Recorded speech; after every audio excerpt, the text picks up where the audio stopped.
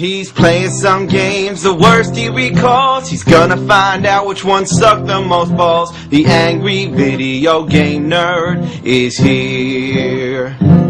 Oh, he's making a list and checking it twice. He's gonna go home and eat chicken and rice. The angry video game nerd is here. He hates the games that stink. He knows which games to break. He just might even hate them all, 'cause he's mad for fucking sake. You'd better watch out, don't give these games a try. You better not play them, he's telling you why. The angry video game nerd is here. I'm here to talk about a series of games based on stories from the Bible, all with weird, deformed cartridges made for Nintendo systems but without any endorsement from Nintendo. Like, take this one for example, Bible Adventures. Would you want to buy this with its weird baby blue cartridge? It's made by a Christian gaming company that makes unauthorized Nintendo games. Let's check it out.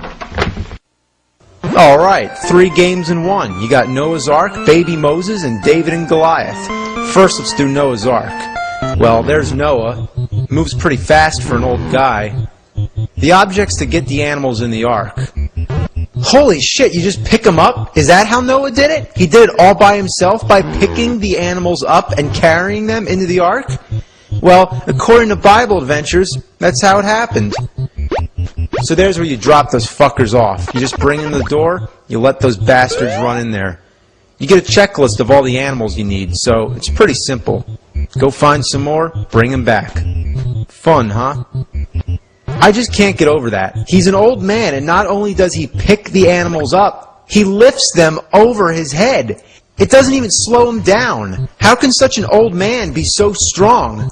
Have you ever tried to lift a horse? Not that easy. What the shit? Let alone a horse and an ox? Or fuck, a horse, a cow, and 2 oxen? What the fucking shit? Noah's so goddamn strong, he puts the Hulk to shame. And the poor creatures, they're so scared shitless, they don't even try to get away. Noah, man, nobody fucks with him. Not even Chuck Norris. The only animals that have the balls to fight back are the pigs. Stop it! Damn pig! I'm only trying to take you in the ark. There's gonna be a flood. What, do you want to die? Alright, that's it. You're gonna get it. So, what do? You grab that, whatever it is, and you knock that motherfucker out. Take that, bitch! Now I gotcha. You're going in the ark, you fucknut. I hate those pigs, but I also hate the oxen. You drop them every time you jump, so you gotta keep picking them back up again. The monkeys are also pretty damn annoying. Sometimes you gotta chase them all around. What a sight. Look, an old man climbing up a tree chasing monkeys. It's quite ridiculous. You fucking monkey, get back here! Now you're gonna get it. Take that, you monkey fuck! You're going in the ark. Another thing really amazing about Noah is that he can run so fast, he can actually outrun the screen, which is really annoying because you can't see where you're going, so you have to stop just to let the screen catch up. Another sign of a badly designed game. Now it looks like we got all the animals, except the snakes. Now that's got to be tricky, right? Grabbing them's out of the question. So let's pick up that thing and try to knock them out. Well, I can knock them out, but if I don't catch them, they're gone. I can't catch them either. Shit. How do you get those damn snakes? Well, guess what? I'm trying to get the wrong snakes. But how can you blame me? They're the first snakes you see in the game. Well, check this out. I go in this cave, and this is real frustrating because to climb the walls, you have to jump and hit the A button at the perfect timing. Then, once you get to the top, there you go. There's your snakes. So, these are the real snakes you're supposed to get, not the ones in the trees. They're only decoys. Challenge is one thing, but why does this game have to fucking trick me? So, don't get the snakes that you first see when you're walking around. Go take a wild guess. Climb through the cave until you find the real ones. Fuck this game. Now you thought that was bad? A game where you collect a bunch of objects to bring back to the middle of the board? How could it get any worse? Just watch. Our next game is Baby Moses. Alright, well, the object of the game is to get to the end of the level carrying Baby Moses. Now, this is really annoying because while carrying him, there's no way to defend yourself from everything that's out to kill you, and I do mean everything. If the soldiers catch Baby Moses, they throw him in the water. What assholes. And what's with this theme of carrying things? It's actually kind of a rip-off of Super Mario Bros. 2. Even the graphics kind of remind me of it, except for those chocolate cats. Speaking of carrying things, look how many things she can stack. What kind of picture is this? Moses' mom carrying baby Moses, carrying a block of cheese, carrying a guy carrying a spear? I never thought I'd see that. Beware the black spaces. If you jump through them, you fall in the water and die. Whoa! Either that or I guess it shoots baby Moses up in the sky. What's going on? This game sucks ass. God, this is annoying. The only way to have any fun at all is to throw baby Moses in the water and then go explore the level without him. This is a weird game. What other game could you ever say, I just threw baby Moses in the water? For some reason I can't stop saying baby Moses. Baby Moses, baby Moses. When you finish the level, it says good work, but you forgot baby Moses. I didn't forget him, I just didn't want him. Well, there's only one shitty game left, David and Goliath. Well, you're going around carrying sheep. Yeah, are you surprised? The object is to bring 4 sheep to this blinking arrow to advance to the next level. The originality just stuns me. And you know what? All 3 games use the same music. You'd rather listen to your only infant child puking to death. That is, choking on his own puke chunks. That's disgusting. I apologize. Those sheep are a bitch to carry, especially if you're trying to get past the lion. That lion hates sheep and anybody who carries sheep. However, if you go past them without the sheep, they don't give a shit. I can even pick the lion up and it doesn't care. Sure, try that in real life. Pick up a lion and see what happens. And while you're at it, just try to punch that lion in the nuts. Yeah, right in the fucking nuts.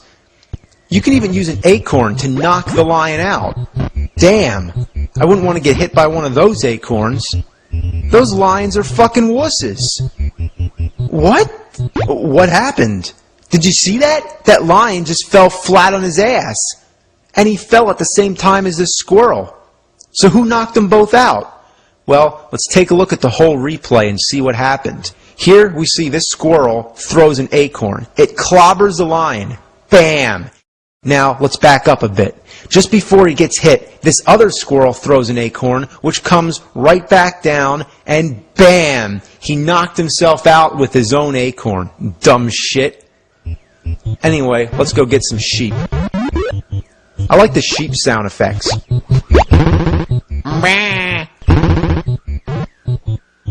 Come on, you damn sheep. I'm not gonna hurt you. Sheepy, sheepy. Sheepy, sheepy, sheepy. Fuck this. I feel like a stupid asshole going after all these sheep for no reason. The most fun I have in this game is watching that weird squirrel. I'm telling you, that squirrel does some weird shit. 1 minute it's sleeping, then it's running up and over the tree, and oh my god, look at that! It's a flying squirrel! Or it's like climbing the sky. Where'd it go?